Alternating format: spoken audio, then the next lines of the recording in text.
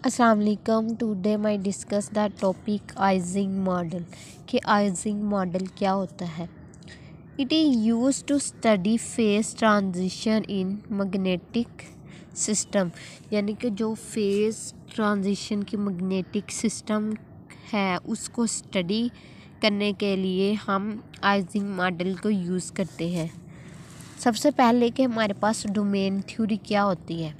For example हमारे पास कोई भी, हम फ़र्ज़ करते हैं ये हमारे पास मैग्नेटिक कोई भी सिस्टम है, इसके जो हमारे पास छोटी छोटी जो हमारे पास है डोमेन्स हैं, ये देखें ये डोमेन्स हैं और इनके अंदर जो हमारे पास मैग्नेटिक डाइपोल्स की डायरेक्शन है, यानी कि या मैग्नेटाइजेशन की डायरेक्शन है वो डिफरेंट होती है।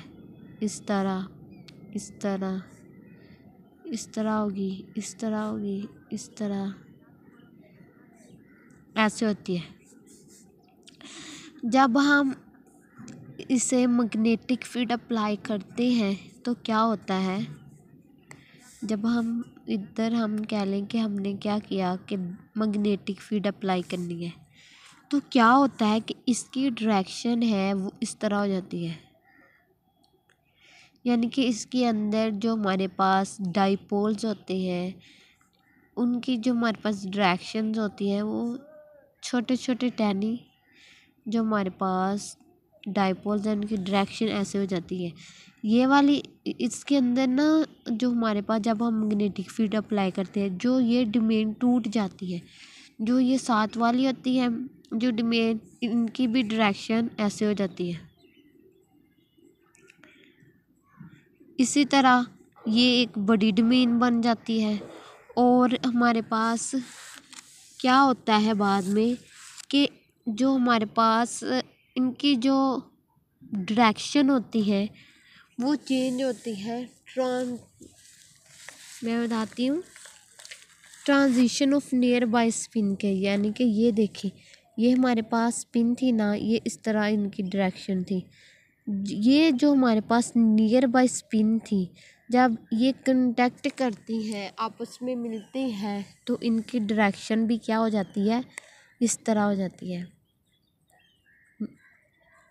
इनके जो हमारे पास पिन की डायरेक्शन है वो परफेक्टली जो मैग्नेटिक फील्ड की तरह नहीं होती। क्यों नहीं होती? Because of thermal energy. जो हमारे पास थर्मल एनर्जी है वो डिस्टर्ब करती है और इसी तरह जो इनकी अलाइनमेंट होती है वो हमारे पास कह लें कि वो थोड़ी सी होती है मैग्नेटिक फील्ड की तरह। अब हम बात करते हैं in domain. As we know, magnetization of each individual domain is randomly orientation in the absence of external magnetic field. कहते कि जब हम ये देखें मैग्नेटिक फील्ड नहीं अप्लाई करते तो उनके अंदर जो ओरिएंटेशन होती है वो रेंडमली होती है, यानी कि इसकी डायरेक्शन इस तरफ भी हो जाती है, इस तरफ भी हो सकती है। When we apply external field, the domain walls start breaking and domain from a bigger domain and its collection domain in the direction। यही है कि जब हम मैंने कहा ना जब हम इसको मैग्नेटिक फील्ड अप्लाई करते हैं, ये देखें जब हम मैग्नेटिक फील्ड अप्लाई करते हैं तो इनकी जो हमारे पास डोमेन है अंदर वाली वो टूट जाती है और जो साथ वाली डोमेन है उसकी वजह से इनकी भी डायरेक्शन क्या हो जाती है, जो अलाइनमेंट हो जाती है वो इस तरह हो जाती है और इस तरह ये एक बड़ी डोमेन बन जाती है। आगे हमारे पास आ जाता है but there is no perfect alignment. कहते कि जो इनकी मैंने कहा था ना इनकी परफेक्ट अलाइनमेंट नहीं होती। क्यों नहीं होती? Due to thermal energy Due to thermal energy, these dipoles will move and no hence perfect alignment in the occur and two nearby domain from a collecting domain due to interacting for nearby spin and this is the basic thing that occur is a phase transition of a magnetic system. So it is clear that Ising model is study to interaction spin. जो मैंने आपको पहले बताया था यही है। कहते कि जो जब ये वाला डोमेन थी ना, इसके साथ ये वाली के जो हमारे पास स्पिन के साथ ये नियरली स्पिन है, ये जब इंटरेक्ट करती हैं तो हमारे पास क्या होता है, इनकी जो डायरेक्शन है वो यानी कि अलाइनमेंट इस तरह हो जाती है। उन्होंने यही बताया कि कहते हैं कि हम कह सकते हैं कि जो आइजिंग मॉडल है वो इंटरेक्शन ऑफ स्पिन को स्टडी करता है। Important we use consider only interaction of nearby spin only. कहते हैं कि ये बस नियर बाय स्पिन के, ये देखें ये नहीं कि ये स्पिन और ये स्पिन के इंटरेक्शन हो नहीं हो रही, बल्कि हम कह सकते हैं कि ये और ये यानी कि ये स्पिन और ये इन दोनों की अट्रैक्शन जब होती है तब हम आइजिंग मॉडल को यूज़ करते हैं। उसके बाद आ जाता है in perfect ideal system of spin no phase transition occur. हमें पता है कि जब हमारे पास आइडियल सिस्टम होता है, आइडियल सिस्टम का मतलब क्या है कि परफेक्ट सिस्टम है। कहते हैं कि उसमें तो फेस ट्रांजिशन नहीं हो सकती और ना ही उसमें कोई इंट्रैक्शन हो सकती है। फिर हमारे पास टू प्रॉब्लम्स होती हैं, टू टाइप्स ऑफ प्रॉब्लम होते हैं। फर्स्ट ये है कि हमें जो हमारे पास क्या है, हमें जो हमारे पास स्ट्रक्चर कम्बिनेशन है, कम्बिनेशन गिवन होता है और हमने जो हैमिल्टोनियन है उसे राइट यानी कि लिखना होता है। दूसरा ये है कि जो हमारे पास हैमिल्टोनियन है वो हमें डायरेक्टली दिया गया होता है। ये दो टाइप के प्रॉब्लम है। पहले हम वो करेंगे जब जो स्ट्रक्चरल कम्बिनेशन हमें गिवन दिया होगा और हमने हैमिल्टोनियन को लिखना होगा, फिर हम बाद में वो सॉल्व करेंगे केस जब हमें हैमिल्टोनियन वो डायरेक्टली दिया होगा। सबसे पहले structure combination of spin will be given. मैंने कहा ना स्ट्रक्चर कम्बिनेशन हमें गिवन होगा and you have to write standard Hamiltonian, और हमने स्टैंडर्ड हैमिल्टोनियन लिखना है। दूसरा क्या है कि structure combination you will be given Hamiltonian of the system, यानी कि जो हमारे पास सेकंड क्या है कि जो हमारे पास उन्होंने हैमिल्टोनियन हमें डायरेक्टली दिया गया होगा। In both kind of question the language of question will be content. अब हम बात करते हैं कि अगर उन्होंने हमें, पहले हम बात करेंगे कि हमें ना स्ट्रक्चर कम्बिनेशन स्पिन वो दी होगी, हमें हैमिल्टोनियन लिखना है। सबसे पहले एग्जाम्पल है हमारे पास SI, हमें उन्होंने दिया गया है, ये हमारे पास क्या है स्ट्रक्चर कम्बिनेशन दिया गया है +1 ±1, और उन्होंने कहा कि इसकी कितनी स्पिन है 3 स्पिन है, यानी कि S1 लिख ले, S2 और S3। यानी कि इनकी कंडीशन ये हो सकती है +1 हो सकता है या -1 हो सकता है। स्पिन 2 ये +1 हो सकती है, -1 हो सकती है। इसी तरह ये +1 हो सकती है और ये -1 हो सकती है। इसी तरह example let 2 spin are given and condition is that SI +2। अब उन्होंने कहा कि पहले 3 स्पिन दी थी, अब 2 स्पिन दी हैं, यानी कि हमें 2 स्पिन दी हैं। ऐसा ही हमारे पास क्या है +-2, ऐसा ही हमारे पास क्या होगा या +2 होगा या -2 होगा, और S2 क्या होगा या हमारे पास +2 होगा या -2 होगा। इसी तरह हमें 3 स्पिन दी है और ऐसा ही हमें कहा है कि वो 0 है +-1 है, यानी कि हमारे पास 3 स्पिन है S1 S2 S3, और इसकी ये कंडीशन हो सकती है 0 +1 -1। S2 स्पिन के लिए 0 +1 -1 और 2 3 के लिए +1 0 -1। अब हमारे पास पहला केस क्या है, हमने कहा था ना हमने 2 केस डिस्कस करने हैं।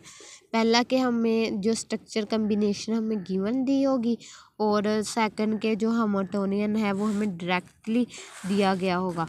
सबसे पहले हमें जब स्ट्रक्चर कम्बिनेशन हमें गिवन होगा, यानी कि ये देखें हमारे पास स्पिन है, ऐसे भी हो सकती हैं, S1 है, S2 S3, ये हमारे पास लीनियर भी हो सकती है। इसके बाद हमारे पास ऐसे भी हो सकती हैं,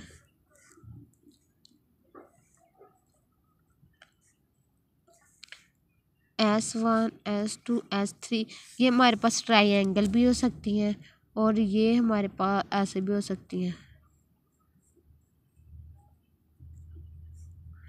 S1 S2 और S3 ऐसे भी हो सकती है।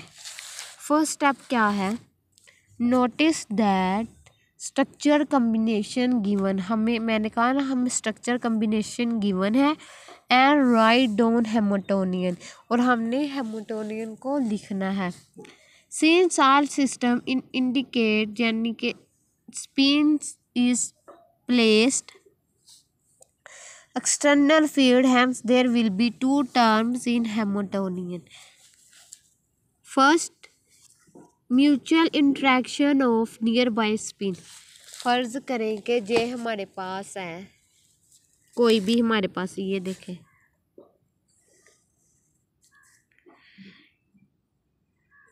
ये हमारे पास स्पिन दी गई है S1 S2 S3, इनकी जो हमारे पास म्यूचुअल इंटरेक्शन भी हो रही है, यानी कि ये आपस में इंटरेक्शन भी हो रही है। अगर हम इसके अंदर मैग्नेटिक फील्ड यानी कि मैग्नेटिक फील्ड अप्लाई करें तो जो स्पिन्स हैं ये अप्लाइड फील्ड के साथ भी इंटरेक्शन करेंगी। फर्स्ट, इनकी जो हमारे पास म्यूचुअल इंटरेक्शन भी हो रही है। सेकंड के जब हम जो अप्लाइड फील्ड जो है अप्लाई कर रहे हैं उसके साथ इन स्पिन्स की क्या होगी, इंटरेक्शन होगी। यही लिखा है for mutual interaction of nearby spin, जो हमारे पास ये देखें नियर बाय स्पिन के साथ इंटरेक्शन है, और for which interaction of each individual spin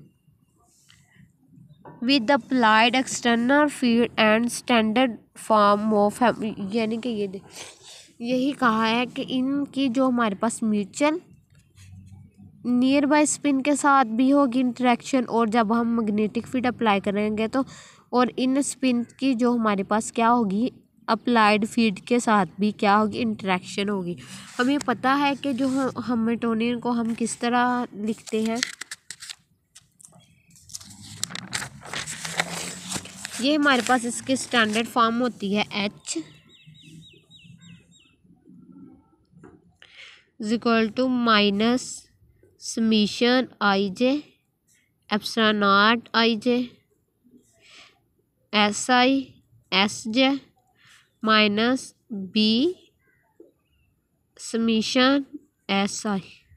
जो हमारे पास क्या है SI SJ हमारे पास म्यूचुअल इंटरेक्शन है, और B हमारे पास क्या है, मैग्नेटिक फील्ड है।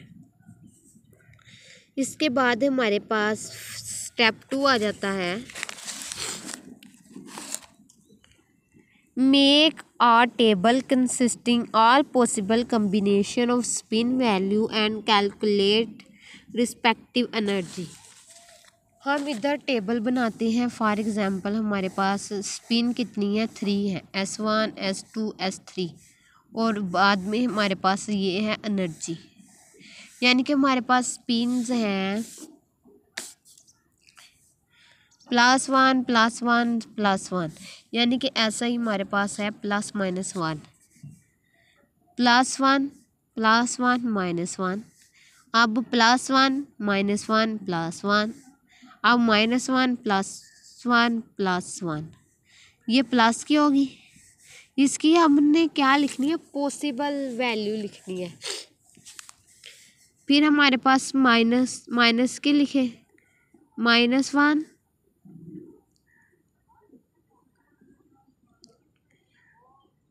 +1 -1, यानी कि इस तरह हमने क्या लिखनी है, इसकी पॉसिबल है हमारे पास वैल्यू आ जाती है, 8 पॉसिबल वैल्यू आ जाती हैं। और इसके बाद हमने जो भी एनर्जी आ गई इसमें पुट करके और इसकी हमने क्या लिख देना है, ई की हमारे पास वैल्यू आ जानी है। फिर हमने क्या करना है, make another table for possible energy value, write down respective degeneracy. जो हमारे पास ई की वैल्यू आएगी ना, ये वाले पास ई की, उसके बाद हमने जी आई के हमारे पास टेबल बना लेना है। ई जो हमारे पास है यानी कि ये हमारे पास था 2 epsilon r 3 epsilon not 4 for example. हमने देखना है कि इसमें 2 एप्सिलॉन नॉट कितनी बार आया। फॉर एग्जांपल इसमें 2 दफ़ा आया है, 3 एप्सिलॉन नॉट 1 दफ़ा आया है और 4 एप्सिलॉन नॉट हमारे पास कह लें कि 3 दफ़ा आया है। उसके बाद हमने क्या फाइंड करना है, ये देखें ऐसे ही है। फिर हमने राइट डाउन करना है पार्टीशन फंक्शन, और फिर हमने लिखना है कि जो हमारे पास पार्टीशन फंक्शन है हमने डिटरमाइन कर लिया, तो हम यूजिंग H1 यानी कि थर्मोडायनेमिक वेरिएबल्स भी हम फाइंड आउट कर सकते हैं। उसके बाद है कि हम हैमिल्टोनियन हमारे पास स्ट्रक्चर दिया गया हो, उसकी हम हैमिल्टोनियन को कैसे लिख सकते हैं। How to write Hamiltonian by looking structure combination of spin। Case 1 है when 2 spin are given। हमारे पास ये देखें 2 स्पिन गिवन है, ये ऐसे भी हो सकती है S1 S2, ये ऐसे भी हो सकती है S1 S2, और ये हमारे पास ऐसे भी हो सकती है S1 S2। जो ये हमारे पास जो हमारे पास आ जाती हैं, स्पिन आ जाती हैं, इनके हम एक ही फार्मूले से हम हैमिल्टोनियन फाइंड आउट कर सकते हैं। तीनों का एक ही फार्मूला होगा, minus summation I J epsilon naught I J S I S J minus B summation S I. यानी कि ये हमारे पास ओरिएंटेशन पे डिपेंड नहीं करती, ओरिएंटेशन मैटर नहीं करती, जिस मर्ज़ी ओरिएंटेशन में हो हम इसी से फाइंड आउट कर सकते हैं। फिर हम दिया गया है कि अगर हमारे पास n है वो 3 हो, यानी कि 3 स्पिन हो, S1 S2 S3। अगर हम इसको देखें, हमने ये है ना फर्स्ट कॉम्बिनेशन, ये और ये हमारे पास नियर स्पिन है, और S2 S3 नियर स्पिन है। S3 और S1 हमारे पास नियर स्पिन नहीं है, यानी कि आप ये कह लें कि ये हमारे पास नियरेस्ट जो नेबर नहीं है, ये S3 नेबर नहीं है हमारे पास। हम इसे कैसे लिखते हैं, हम ऐसे देखते हैं। हमारे पास ये स्टैंडर्ड फॉर्म थी ना, हमने कहा कि जो हमारे पास नियरेस्ट स्पिन लिखनी है, H हमारे पास क्या आएगी, एप्सिलॉन नॉट 1 2 और S1 S2 minus epsilon not 2 3 S2 S3 plus B हमारे पास क्या था, 3 स्पिन थी, S1 S2 प्लस S3। क्योंकि ये था ना हमारे पास S1 S2 S3, हाँ ये S1 S2 के नियर है, S2 S3 के नियर है स्पिन है, और S3 S1 के नियर स्पिन नहीं है। इस तरह हम ऐसे लिखेंगे इसे। अगर हम इसकी बात करें, ये हमें ऐसे दिया गया हो, ये हमारे पास इससे हम S1 है S2 S3 है, ये हमारे पास तीनों एक दूसरे के नियर स्पिन है। तो हम कैसे लिखेंगे, epsilon not 1 2 S1 S2 minus 2 3 S1 S2 minus 1 3 S1 S3 plus B हमारे पास क्या है, S1 plus S2 plus S3, ऐसे ही है। फिर ये भी हमारे पास तीनों एक दूसरे के नियर स्पिन है, और इसको भी हम इसी तरह लिखेंगे। अगर हमें 4 दिया गया हो कि 4, और ये भी एक दूसरे के नियर स्पिन है, तो इसको भी हम ऐसे लिखेंगे। फिर हमारे पास दूसरा केस था, ये हमने लिख लिया, हमें स्ट्रक्चर कम्बिनेशन गिवन था, हमने कैसे हैमिल्टोनियन स्पिन लिखनी है। अब हमारे पास दूसरा केस क्या था कि हमारे पास हैमिल्टोनियन है वो डायरेक्टली है। When Hamiltonian is directly, H हमारे पास उन्होंने डायरेक्ट दिया S1 S2 S3 प्लस। फिर हम ना जो मैंने पीछे का लिखा था ना, फिर पहले हमने टेबल बनाना है, फिर ई की वैल्यू फाइंड करनी है, फिर डिजनरेसी की इस तरह टेबल बना के हम उसकी पार्टीशन फंक्शन निकाल सकते हैं।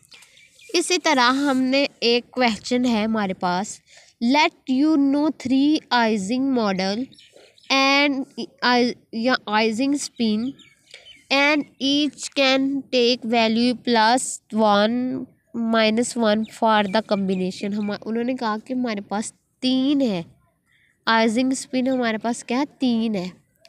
तो इनकी जो हमारे पास, इन तीनों के जो हमारे पास पैरामीटर हैं, फॉर एग्जांपल ये वाले एप्सिलॉन 1 2 एप्सिलॉन 2 3 और ये हमारे पास एप्सिलॉन 3 1, कहते हैं कि ये तीनों पैरामीटर है वो सेम है। तो हमारे पास SI क्या थी, +-1। हम क्या लिख सकते हैं, S1 S2 S3 हमारे पास क्या है, +1 -1 +1 -1 +1 -1। और इसी तरह फिर हम टेबल बनाएंगे, यानी कि हम टेबल बनाएंगे क्या क्या आता है, S1 S2 S3 और ये हमारे पास था E।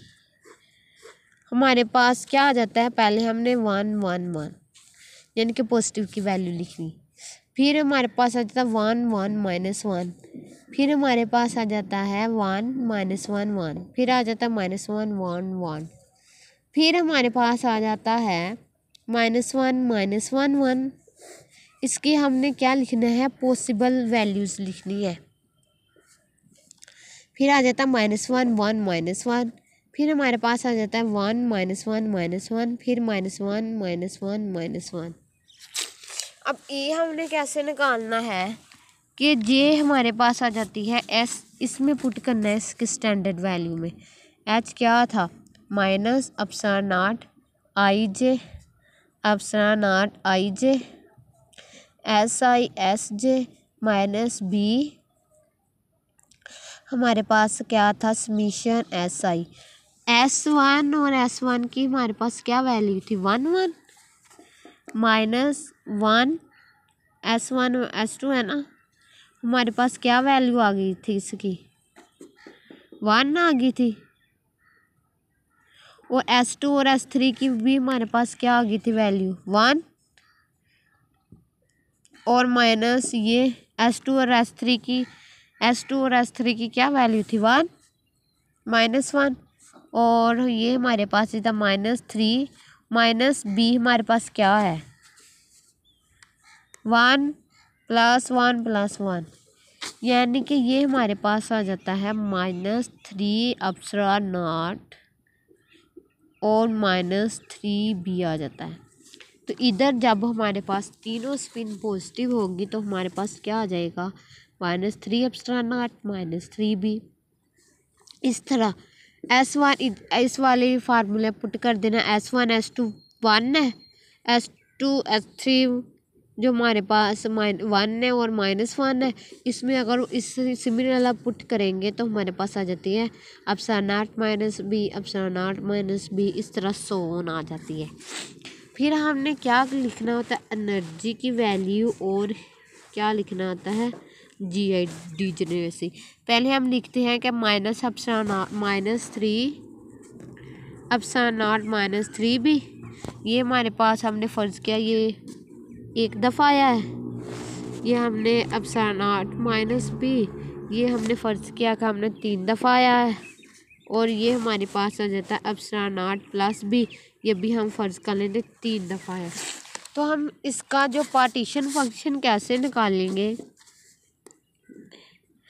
इसकी वैल्यू हो जाती है GI e⁻ -β EI।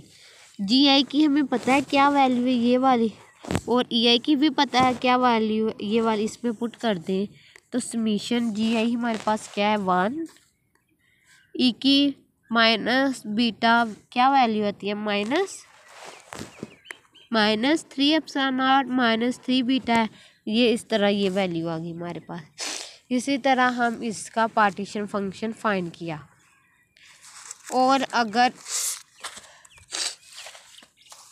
और इसी तरह अगर उन्होंने हमें कहा है कि टू आयोनाइजिंग स्पिन है और इसकी वैल्यू ये है, तो हमारे पास ये पॉसिबल स्टेट आ जाती हैं 0 1 0 0 0 -1, और इस तरह ये पॉसिबल वैल्यू आ गई इसके। और हमने हैमिल्टोनियन जो हमारे पास स्टैंडर्ड फॉर्म आती है उसमें वैल्यू पुट करके हमारे पास एनर्जी की ये वैल्यू आ गई। फिर हमने कहा कि जो 0 कितनी दफ़ा आया है, और ये हमारे पास डीजनर से हमने कहा 0.5 बार आया है, और माइनस एप्सिलॉन आर 2 दफ़ा और एप्सिलॉन आर 2 दफ़ा आया। और इसी तरह हम इसका पार्टीशन फंक्शन फाइंड आउट कर सकेंगे। ये था हमारा आज का lecture icing model. Icing model में हमने सबसे पहले डोमेन थ्योरी के बारे में बात की। फिर हमने कहा कि हम कह सकते हैं कि जो आइजिंग मॉडल है वो किसको स्टडी करता है, interaction of nearby spin को स्टडी करता है। फिर हमने देखा कि इसके 2 प्रॉब्लम्स होती हैं। पहला केस में कि उन्होंने हमें स्ट्रक्चर कम्बिनेशन गिवन होता है और हमने क्या करना होता है, हैमिल्टोनियन को की फॉर्म में लिखना होता है। और सेकंड ये है कि जो हमारे पास हैमिल्टोनियन की वैल्यू है या फंक्शन है वो हमें डायरेक्टली दिया होता है। हमने फाइंड किया कि कैसे हम स्टेप 1 स्टेप 2 स्टेप 3 में लिखेंगे। फिर हमने इसके एग्जांपल की, और फिर हमने केस 2 किया और इसकी हमने कुछ एग्जांपल की। ये था हमारा आज का लेक्चर हैमिल्टोनियन यानी कि आइजिंग मॉडल।